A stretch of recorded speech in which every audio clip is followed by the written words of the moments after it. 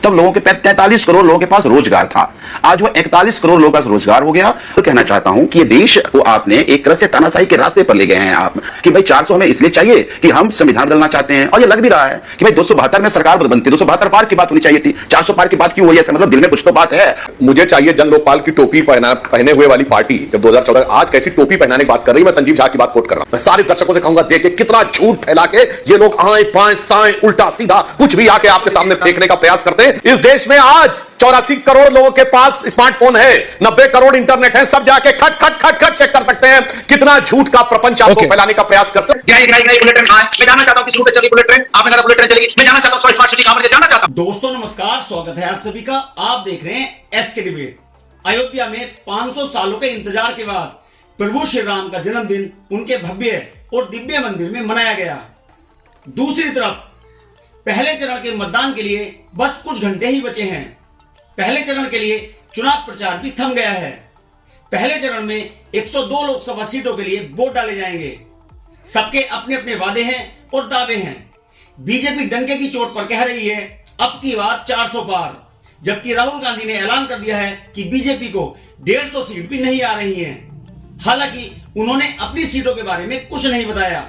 इसके अलावा चुनावी चंदा, भ्रष्टाचार, परिवारवाद पहले राउंड के ट्रेंडिंग मुद्दे रहे, लेकिन चुनावी धुरी प्रभु श्री राम और सनातन के इर्द गिर्द ही घूमती दिख रही है, क्योंकि ममता बनर्जी का आरोप है कि बीजेपी रामनवमी के दिन को दंगा कराने के लिए इस्तेमाल कर सकती है।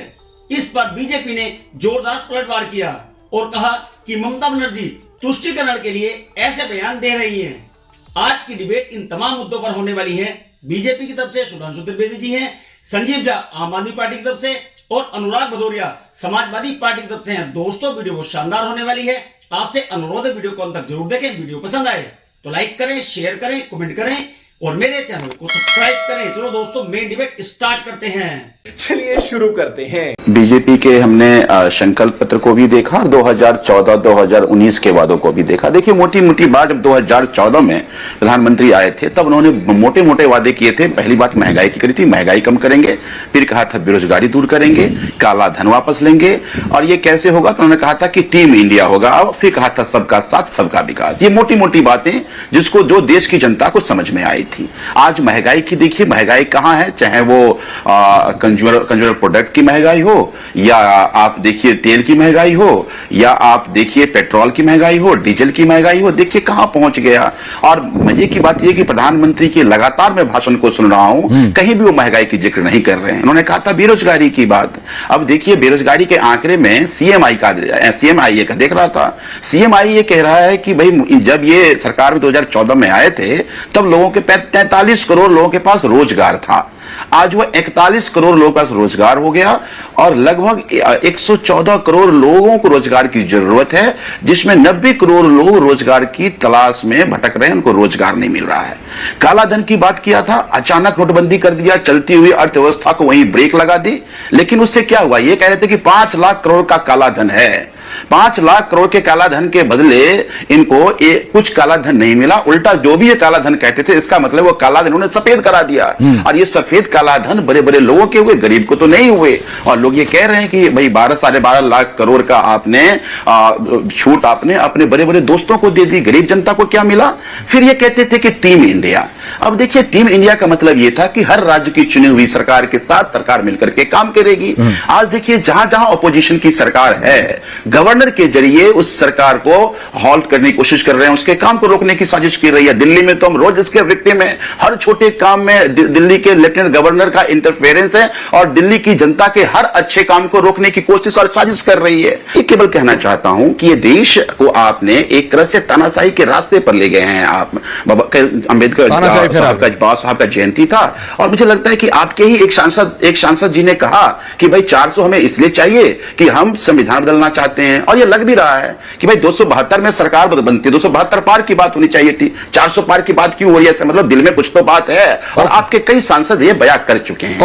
कैसे कैसे लोग रहते हैं यार यहाँ पर। दिल्ली में हमने पहली बार हमने कहा था गारंटी, अब बाकी सब लोग कॉपी कर रहे हैं। दिल्ली में हमने कहा था कि बिजली देंगे, पानी देंगे, शिक्षा देंगे, स्वास्थ्य देंगे, तमाम कल्याणकारी आपकी बात नहीं की, लड़ रहे। हमने कहा कि अगर हमने बिजली दिया हो तो वोट करना। 1 मिनट। अगर हमने शिक्षा दिया हो तो वोट करना, अगर हमने स्वास्थ्य दिया हो तो वोट करना, और अगर नहीं काम किया हो तो वोट वोट नहीं करना, यह दिल्ली के मुख्यमंत्री अरविंद केजरीवाल जी ने कहा था। आपकी औकात बता रहा हूँ सर, बुरा नहीं मानना सर। मैं संजीव जी, बताना वापस चाहता आओ। हूं कि मुझे चाहिए जन लोकपाल की टोपी पहने हुए वाली पार्टी जब 2014 आज कैसी टोपी पहनाने की बात कर रही है। मैं संजीव झा की बात कोट कर रहा हूं, डिजिटल जमाना है, कोई रिवाइंड करके देख सकता है। इन्होंने क्या बोला कि सीएमआई के डाटा के अनुसार 2014 में 43 करोड़ लोगों के पास रोजगार था, अब 41 करोड़ के पास है।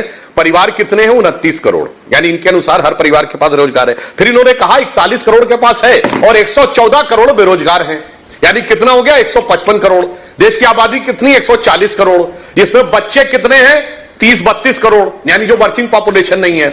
बुजुर्ग जो कि 65 प्लस हैं वो है 30 करोड़, यानी वर्किंग पॉपुलेशन हुई 80 करोड़, और 80 करोड़ वर्किंग पॉपुलेशन में 153 करोड़, ये इनका बोला डाटा है।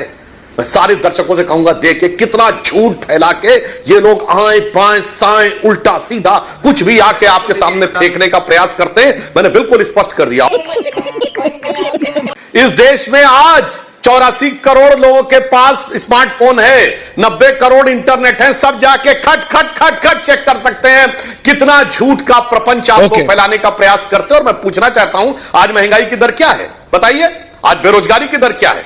आज विकास, मैं नहीं कह रहा हूं कि सब कुछ बेहतर हो, एकदम शानदार हो गया, मगर औरों से हम बहुत बेहतर स्थिति में हैं। और इस कारण से मैं कहना चाहता हूं कि बिल्कुल आप ईमानदारी से देखिए। अब ये कहेंगे डाटा ना गिनाओ, अरे भाई ईपीएफओ अकाउंट तो होते हैं, दो वरिष्ठ पत्रकार बैठे हैं, शरद प्रधान जी भी बैठे हुए हैं। इंप्लॉय प्रोविडेंट फंड स्कीम जब वो बनेगा तो भाई खाता खुलेगा, तब जब कोई नौकरी कर रहा होगा तो उसकी सैलरी में से कटेगा ना पीएफ, और फिर कोई नियोक्ता डालेगा। अगर 16 करोड़ नए ईपीएफओ अकाउंट क्रिएट हुए तो लगता है वो कोई आसमान से भूत पिशाच आए, उन्होंने क्रिएट किया और उन्हें डाल दिया।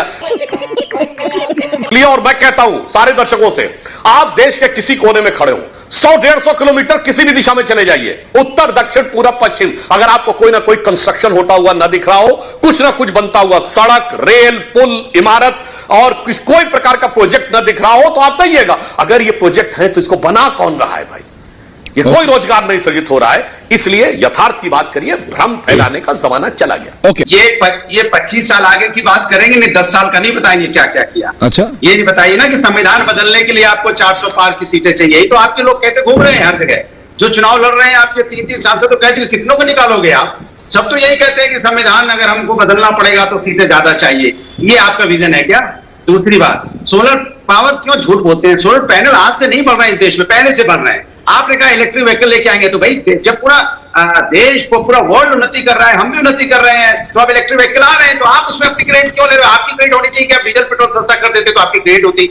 आप रोजमर्रा के खाने पीने की चीजें सस्ती कर देते, दाल सस्ती कर देते, तो आपको क्रेडिट मिलती। दूसरी बात, इस बार आपकी निकासी तय है, इसलिए जुमलेबाजी, बुलेट ट्रेन, कहां है बुलेट ट्रेन? जरा गिनाइए, कहां चली बुलेट ट्रेन? गिनाइए बुलेट ट्रेन कहां है? मैं जानना चाहता हूं किस रूट पे चल रही बुलेट ट्रेन। आपने कहा बुलेट ट्रेन चलेगी, मैं जानना चाहता हूं 100 स्मार्ट सिटी कहां बन गए, जानना चाहता हूं। बताइए देश को कौन सी 100 स्मार्ट सिटी बन गए, लोग वहां पे हैं, बताइए आप, जल्दी बताइए। आप कमाल की बात कर रहे हैं आप। बताइए किसान की इनकम दुगनी होगी कि नहीं होगी, बताइए, जानना चाहता है किसान, जानना चाहता है। किसान बेचारा धरने पे बैठता है, आप 2 करोड़ रोजगार दे रहे थे, हो गया?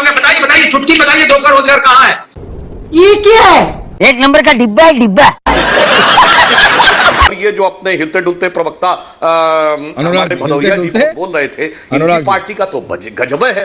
मैं पंकज शर्मा जी से कहूंगा कि कम से कम आपसे विनम्र अनुरोध करूंगा, अब इनकी इस बात का डिफेंड मत करिएगा। इन्होंने कहा 2029 तक पूरे भारत से गरीबी मुक्त कर देंगे, मतलब पूरे भारत से समाजवादी पार्टी गरीबी मुक्त कर देगी 5 साल में। बिल्कुल कर देगी। जुमला इससे बड़ा कोई हो सकता है? मेरे विचार से पार्टी और एफिलिएशन से ऊपर उठकर यह बात कहनी चाहिए। यही नहीं, अभी और सुनिए, बहुत स्पष्ट है, 10 साल की परफॉर्मेंस, 25 साल का प्लान और 1000 साल का विजन, बहुत स्पष्ट है। और मोदी की गारंटी हमने अपने तीसरे कार्यकाल के लिए रखा है, क्योंकि 10 साल में जो डिलीवर किया, जैसे 4 करोड़ मकान बनाए हैं, तब कहा है कि 3 करोड़ और बनाएंगे। कोई बात हवा में नहीं कही है। जैसे मुफ्त बिजली की बात होती है, अरे ये तो कोई भी कह देगा, हम आएंगे मुफ्त बिजली दे देंगे, सरकारी खजाने से देते रहेंगे, तो बहुत आसान है। अब उन्होंने क्या किया कि जब आए तो पहले बिजली का कंजम्पशन कम करो, तो एलईडी बल्ब बांटे 37 करोड़, जो अमेरिका की कुल आबादी के बराबर है। अगला चरण क्या किया? सोलर एनर्जी में 25 गुने की छलांग, इंटरनेशनल सोलर अलायंस उसका केंद्र भारत में। अगला चरण क्या किया? प्रोडक्ट लिंक्ड इक्विटी स्कीम से सोलर पैनल भारत में बनने शुरू हो, अन्यथा हम सीधे कर देते तो टोटल इंपोर्ट के ऊपर आश्रित हो जाते। अब उसके बाद 22 जनवरी को, जिस दिन श्री राम लला विराजमान की प्राण प्रतिष्ठा थी, 1 करोड़ सूर्य घर की योजना, यानी अब 1 करोड़ घर ऐसे होंगे जिनकी बिजली फ्री नहीं होगी, परमानेंट फ्री होगी। इन्वायरमेंट के लिए भी फ्री होगी, कोई उसके ऊपर कोल या कार्बन प्रिंट नहीं होगा। और तो और अगर आप ज्यादा उत्पन्न कर लेंगे तो सरकार आपसे खरीद भी लेगी। अब इलेक्ट्रिक व्हीकल्स की चार्जिंग भी उन घरों में सोलर एनर्जी से हो सकेगी जो फ्री है, तो आपके पेट्रोल डीजल का भी खर्चे का बदलाव है। यह है 25 साल का विजन, ये होता नई सोच। और ये सब लोग होते हैं ये आओ ये कर दो, वही पुरानी सोच, वो क्षेत्र भाषा में बांट लो, उत्तर दक्षिण में बांट लो, दलित सवर्ण में बांट लो, अगड़े पिछड़े में बांट लो, और थोड़ा बहुत इधर उधर सेटिंग करके 2-4 बयान देके और फिर सोचो कि ये इक्वेशन को थोड़ा सा गठबंधन कर लो, फिर मनी मन सोच लो ये वोट इतना ट्रांसफर हो जाएगा तो हो जाएगा। मजा आया। देखा दोस्तों, आपने सुधांशु जी, संजीव झा और अनुराग भदौरिया को सुना। आप किसकी बात से सहमत हैं? दोस्तों, वीडियो को लास्ट तक देखने के लिए दिल से धन्यवाद। और वीडियो के बारे में आपकी क्या राय है कमेंट सेक्शन में कमेंट करके बताएं। और अगर वीडियो पसंद आई हो तो लाइक करें, शेयर करें, कमेंट करें और मेरे चैनल को सब्सक्राइब करें। चलो दोस्तों, मिलते हैं अगली वीडियो में। जय हिंद, वंदे मातरम, जय श्री राम।